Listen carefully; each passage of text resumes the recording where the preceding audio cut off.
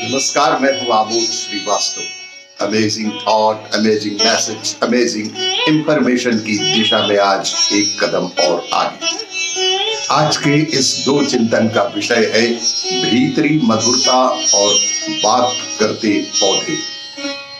आपको ये मेरा वीडियो अच्छा लगे तो लाइक करें, शेयर करें और लाल बटन दबाकर सब्सक्राइब अवश्य करें। साथ ही बेल आइकन दबाना बिल्कुल ना भूलें। आज के इस प्रथम चिंतन का विषय भीतरी मधुरता। आप अपने शरीर व मन के स्तर पर कैसे हैं? आप अपने शरीर व मन के स्तर पर कैसे हैं, उसी के मुताबिक कोई गंध आपको अपनी ओर आकर्षित करती है। कभी कभी जब आप टहल रहे होते हैं तो आपने गौर किया होगा कि अचानक कोई गंध आपको मोहित कर लेती है। बहुत सारे लोग अपने दिमाग में भरे कचरे में इस कदर खोए रहते हैं कि वह किसी गंध को महसूस ही नहीं कर पाते।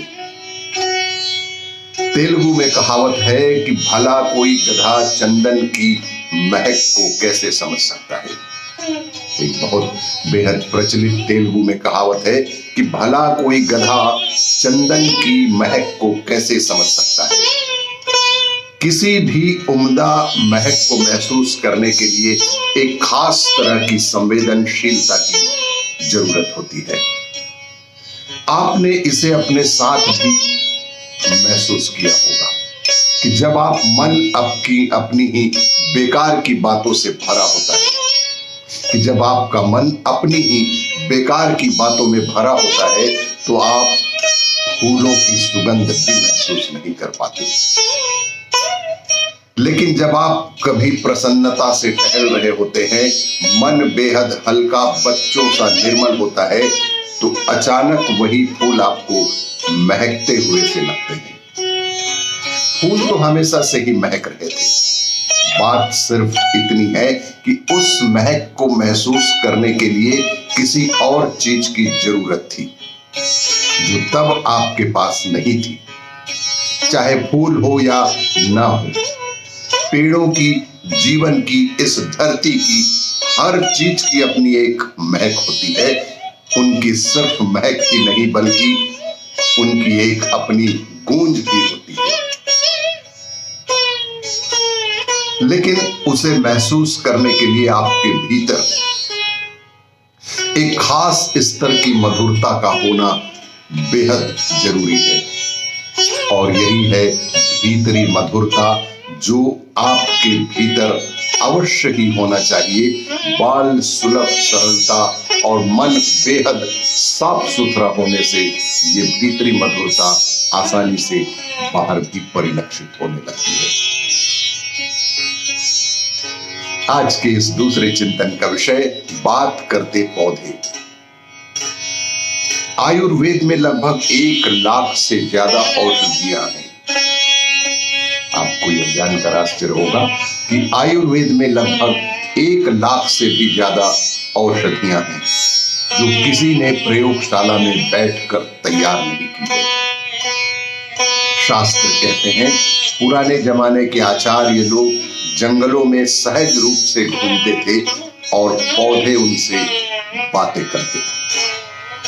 अगर कोई इंसान अपने स्वाधिष्ठान और मूलाधार दोनों पर एक साथ महारत हासिल कर ले तो पौधे तक उससे बात करने लगते हैं।